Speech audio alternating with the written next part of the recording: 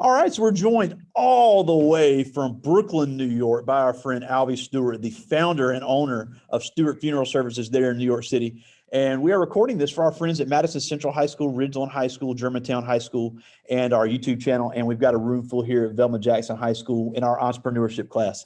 And I know you joined us last year and you talked about all the things you guys do. And I know your business has grown since then. Ever since COVID, the COVID restrictions have been lifted. Something we talk about here is perceived value and being able to offer things to your customers and how that determines your pricing. And you guys do a great job of that. So I'll let you just tell us a little bit about Stuart Funeral Services, how it was born, and what all you guys do. Okay, great. Hi, everyone. Can I see the students? I'm so excited. Hi, everyone. Good. Yes, thank you for having me again. I really enjoyed being here the last time. And yeah, I'm very happy to tell you about Stuart Funeral Services. We are based in Brooklyn, but we service all boroughs. We also service all countries. Actually, yesterday I shipped a body back home to Barbados. Wow. So yeah, we ship loved ones all over. So if the death occurred in New York and they want to go to their homeland, we can definitely facilitate that. Basically, Stuart Funeral Services was born in 2020, but I've been in the industry now 20 years. It came about in terms of me being in the industry. I had my first death at 12, my grandmother, and I was interested as to how did she get into that casket. And then I followed the next mortician, and I saw that this is where I should be. This is my passion. So I opened my company in 2020, and the rest is history. Yeah, that's awesome. And one thing we were talking about before we got on with you is the fact of, and we got some questions about, being around death and being around sadness and everything. But what you guys try to focus on in most cases is focusing on the family being happy, focus on the people that are still alive, remembering the person and making it a customer experience. Because with every guest I have from all over the world, I always say, do you need the customers more than they need you, especially in a very competitive industry in the most competitive city in the United States? So, Right. so how do you meet those customers' needs and stand out from the rest of your competition in the funeral industry? Yes, for me, my true measure of success is the family relationships, the relationships that I form with the families while they're planning the funeral service, but after. So you would see me texting families a week after, a month after. I am always trying to remember their birthdays, and they're so surprised after a year to see I remember their birthday. But that's deliberate when I ask them for their birthday. So you would see me at their family events. I attend their anniversary parties. I attend their baby showers. I attend, all of the memorable life events because I want them to know that I'm not just here during their most saddest state. That I'll celebrate in the more happier times too. So my customers are repeat customers and customers that refer me to other families just because of that personal touch and that we are become friends and actually family after I serve them. Yeah, that's awesome, especially in the immigrant community in New York City. I know it's a very the Caribbean community there in New York is very tight knit. But also what we talked about last time, I thought was very interesting because I talked about the competitive nature and how you price your services and your products. Because what you said you do, and I think is great, and we looked at this briefly before you came on, is you're able to offer so much more than other places can. They're not going to have to go somewhere else to find flowers. They're not going to have to bring in their own musician. They're not going to have to bring in their own clergy person. You guys literally have everything they need on the embalming and mortuary side, all the way to the service and the production. Great. Can I share my screen with you? Yeah, go ahead. Okay, so let me just open it. I'll just show you. Yeah, I'm a one-stop shop. Let me just show you some of my offerings. It's coming up.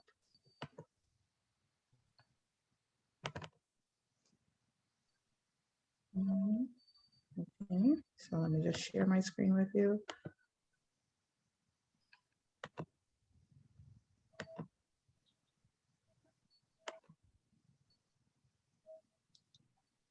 I got it.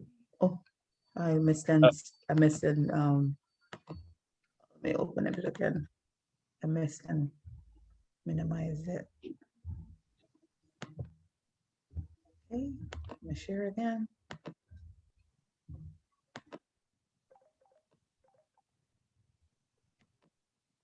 all right, we got it. Mm-hmm. So I'm just showing you that, so I'm able to offer families personalization. We love coordinating. So for example, this family's favorite color was yellow. So we, in the middle here is the program. At the side, there's the buttons that you wear on your clothes to memorize them. Yeah, and you guys make all Flowers. this. Yes, That's yes, all. yes. We do the flower arrangements, the caskets. It's a one-stop shop. Um, Let me see what else. We do the programs. We have all different style programs. We have urns. We have cremation jewelry. So a family have cremation, they can purchase these and they can wear their loved one every day close to their heart. They can have the cremains buried if they want, flowers. This is a very popular So cool. stuff on the luxurious end, the horse-drawn carriage, dove releases. If they want to have a repast after the funeral where they have, eat and mingle with the family, repast. I could offer a decorator, a caterer, a DJ, yeah, limousines, streaming, photography, depends. So sometimes families would ask me for recommendations for these things. I said, no, I do that for you. So they're very surprised that they can come one place. As I tell them, their job is just to grieve. Let me plan everything for them. Yeah, and that's one Mhm. thing that I see, and I talk about this with all my guests, is that a lot of small businesses, especially a lot of small Black-owned businesses, one of the biggest mistake I see them make is they're not charging enough. And that's the first thing I tell them. But if you're able to offer more and you're able to offer convenience and offer a true experience like you do, because like you could sell the fact, look, I can do this for you. You're not going to have to go find anybody else. That gives Right. you that perceived value, and you really are, that justifies you charging more. Yes, yes, definitely. And families don't mind, paying when I charge them because they understand that I'm doing it for them. They don't have to try to figure out where they're going to get this done, where they're going to get this done. They understand. And I tell them in the beginning, listen, I'll do everything for you. So that PowerPoint I show you, we go through everything. They're not obligated to choose everything, but by the end of that meeting, they know that they have everything that's available to them in terms of a funeral. Yeah, and I think that's important. Everybody's budget's going to be different, obviously, especially Mhm, in a place with 8 million people. But mhm, you give them all the options. When I was in sales, one thing we always talked about was it was called pitch, put in the customer's hand. But if you put it in mm, a form and you show them what's offered and you can show them exactly what they're getting, they're a mhm. lot more likely to bite on you. Yes, because some families don't even think about, for example, the horse-drawn carriage or whatever, but sometimes they would choose it, because they see it. Yeah, and Um, it's something different. mhm, They can always say, "Well, our grandmother lived an amazing life. We wanted her to go out in style, and we were able to mhm, do that for her mhm. for her last day with us." Right, So right. it really does create that Mhm, memory, and it's something tangible that they can share together as a family. So it really is bringing together. I love your slogan, a final touch of elegance, which mhm. really is the final thing somebody has here on earth, but it really is an elegant way that they can Yes. in that, and it turns Yeah. a sad situation into a celebration, and And, that's and then, as you know, in sales is how you market a product because some families may think sometimes that the horse-drawn carriage is too much. Oh, we don't want that. We think that's too much. But I explain to them that is a way to go out in style. This is the last time, and especially if it was a son or a daughter, they were your princess, they were your prince. They need to go out in the final style, and families are like, you know what? My son deserved this, so then they choose it. yeah. Now, one thing that blew the kids' mind before we came on, I was telling them that you're actually a full-time teacher as well. Mm-hmm. So we find more and more entrepreneurs, or at least are holding on to part-time employment, just because of the uncertainty of owning your own business, and also to keep the benefits to have some sort of steady income, because even though your business is never going to die, no pun intended, people are always going to be passing on. There's never going to be a lack of demand, but there could be more competition. There could be, heaven forbid, restrictions again because of COVID. So that could affect your income. So first of all, how in the world do you manage running a company in a city like New York and being able to have a full-time job? Because the kids were impressed with that in itself. And then on top of that, why do you still have your employee status along with your entrepreneur status? Okay, great question. The question about how do I manage it? Basically, I have someone to answer the phones, and they streamline the messages so that when I finish school, I have my list of people that I need to call back. And I'm so thankful that the families have been patient and understand that someone would get back to them, because in my industry, when someone loses someone, they want someone immediately, and if someone doesn't answer the phone immediately, they go to the next firm. But I've been grateful that the families I've served have waited until after 3 p.m. for a callback, and they like what they hear and they do business with me. That's the answer to your first question. And the second question, why haven't I given up my school job?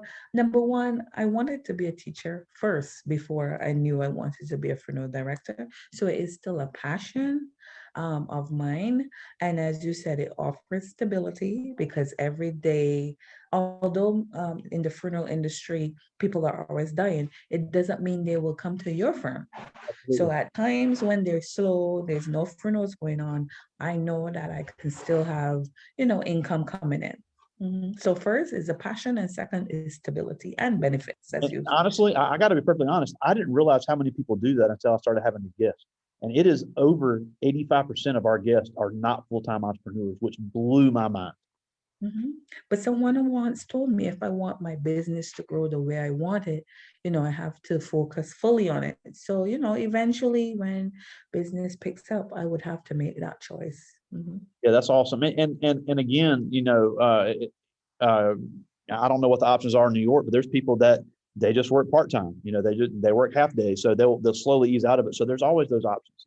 Mhm. Now, another thing, and I have a lot of guests, and I have them tell me this too, is what type of learning curve was there for you? Because obviously you had worked in the funeral industry as a child, but what did you know about running a business, and vice versa? Like, for example, last year we had a doctor and she had opened her own practice. And she said, I knew how to take care of patients, but I didn't have a clue about how to run a business. So what type of learning curve is there, especially when you may have experience in the industry, but not necessarily being the boss? Yeah, like when I first worked at a funeral home, I had no interest in owning my own funeral home. But the opportunity came when I finished working at a funeral home to be in a partnership, and that partnership went very, very left. That's one of the lessons I learned: never to go into a partnership with someone because you don't share the same vision. So I had a taste of entrepreneurship then, and I know that I will never go back working for someone's funeral home, because I like making my own decisions. I like, forming my own style. I like being in my own lane. The decisions are mainly, to grow my business, and, it's profitable in certain ways. And, I'm working on something to pass on to my children. So that is very um, um, motivating. Yeah, and now before I get to the questions from the kids, I think we'd be remiss if we didn't talk about your life as an immigrant, because you came to this country, and now you're doing some amazing things. So, and especially in a place like New York, how important is it to be on top of these other cultures? Because obviously cultures bury each other different ways.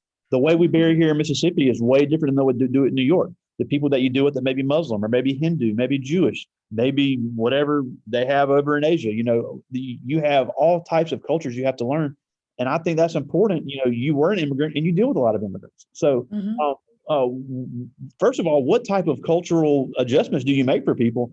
And secondly, why is it important for people to learn to work with all these different cultures?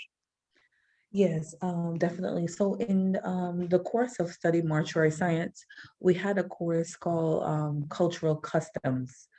So where we learn all the different faiths, um, uh, basically the norms, the customs, the burial practices, so that you kind of have an idea when someone approach you. Because if a Muslim come to me, I can't tell them I cannot serve them. Yeah. So you get a taste of it in class, and then obviously in my community, I don't do much Jewish funerals and stuff, but I've had one or two, and I found myself having to research. I go on online to make sure I try to remember the stuff and even the deeper stuff.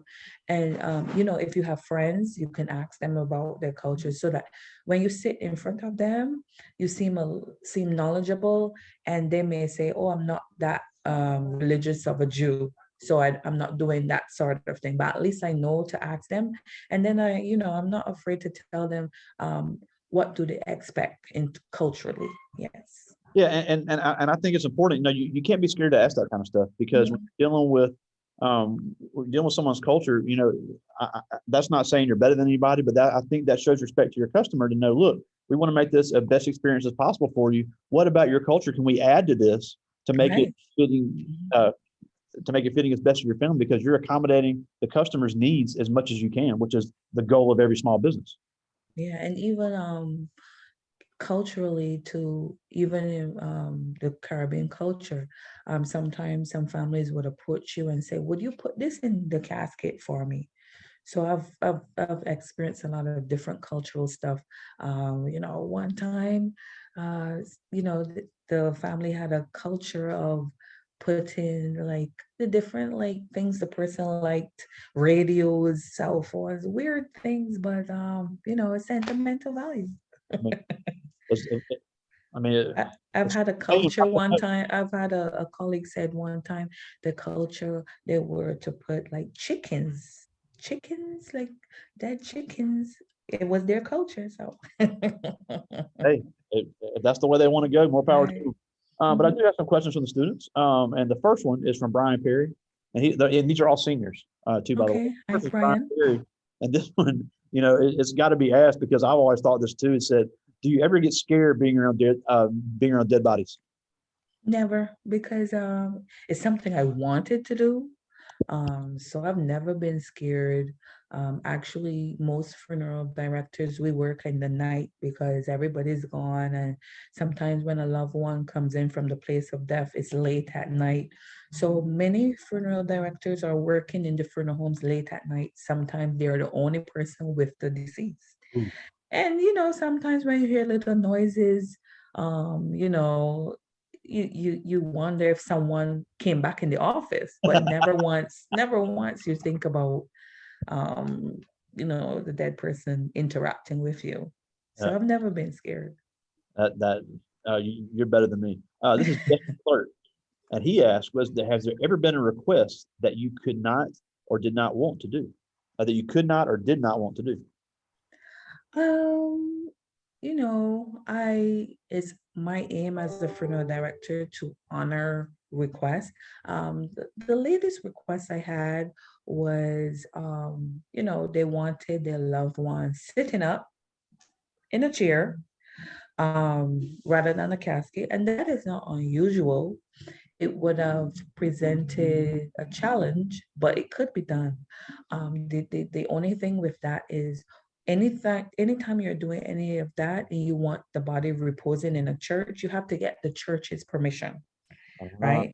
So the family wasn't interested in obtaining permission from the church, but we had to tell them we have to respect the person's facility. But I was willing to get on board to have that done. Mhm. well, that seems pretty reasonable. It's odd, but it Mhm, obviously mhm, it's reasonable. Hold on one second. mhm. Okay.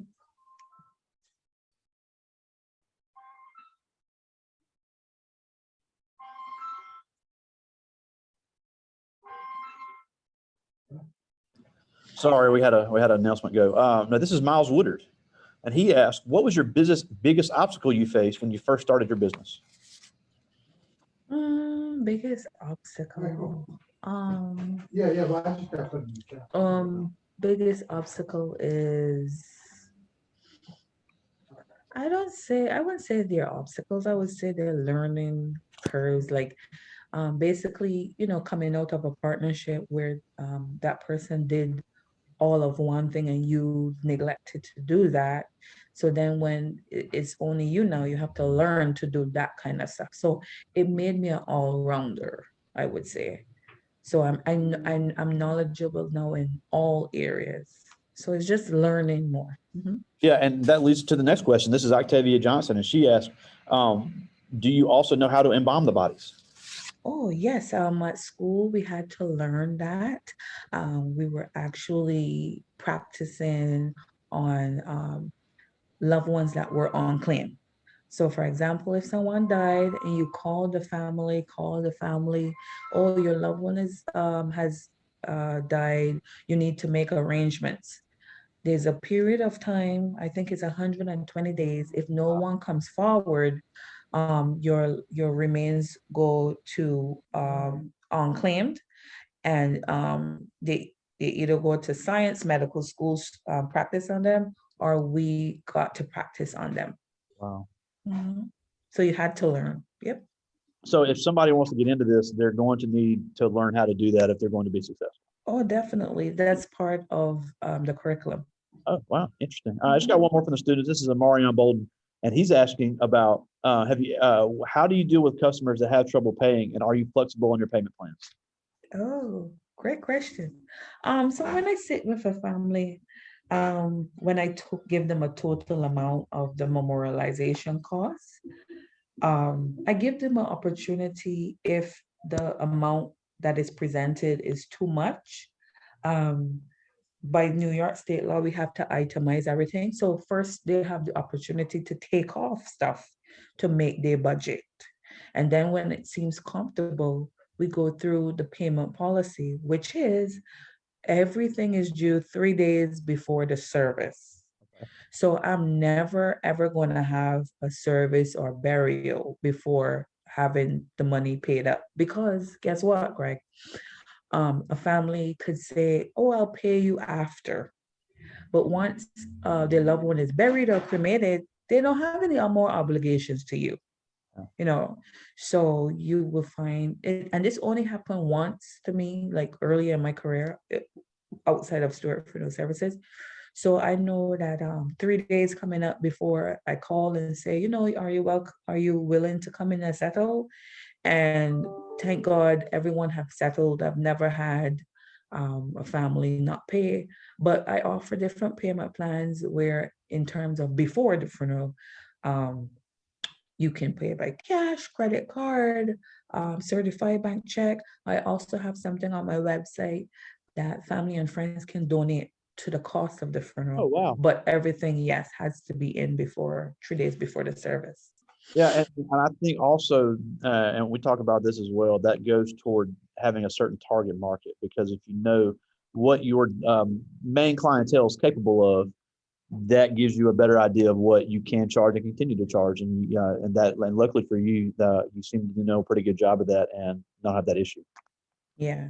And on families, we always tell families the least expensive option, where, it starts with a direct cremation. If your finances, you're not able to manage a big funeral, you can do a direct cremation, which is we pick your loved one up from the place of death, cremate them, and give you the cremains. And then I advise families when they do, if are financially doing better, they can do a memorial service where we can then have those cremains and have a lovely service. Well, So, awesome. mhm. That's a great idea, because it still gives them the option Yes. to experience that, even if it is not completely traditional. It still is a service Right. they can offer, and still make use of. And I think that's also a good side bar to say it's important to have insurance Oh, from a yes. very young age, because that can relieve so many issues for your family where Oh, they have to yes. be making these decisions for you. Yes, definitely insurance is a must, because people think insurance is just to pay for the funeral bill, but insurance, in my opinion, is income protection.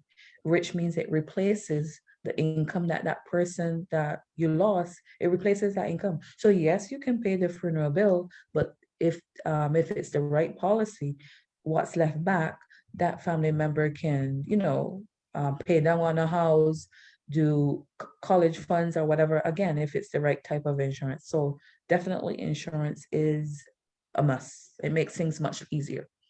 Absolutely. Well, we're almost out of time, and I know you're really busy. And as always, we thank you so much for taking some time for us. I know your schedule is crazy, but Yes. but before we go, you're a Black business owner in the United States, and you came to this country, and just a great immigrant story.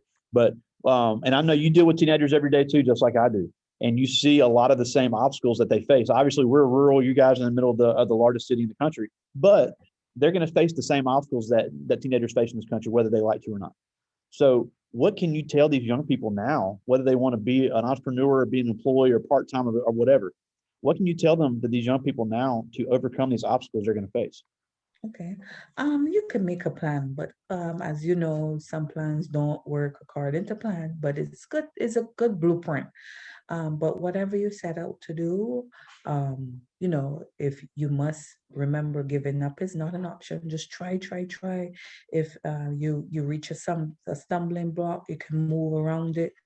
Have faith. Again, never give up. And you must be prepared to work hard, especially if you want to be an entrepreneur. You have to work hard.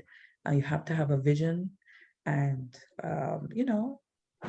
also having a great team is very important as an entrepreneur. So yeah, never give up.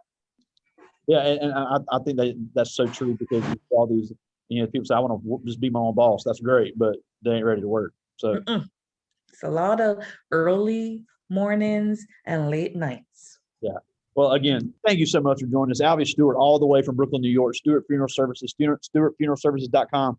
If you're in the New York area, obviously, and you have you experience a loss, they'd be more than happy to take care of your needs there in the New York area. So again, thank you so much for joining us. We really appreciate it. Thank you so much for having me, and thank you to the students. I'll talk to you soon, my friend. Okay, thank you. Bye-bye.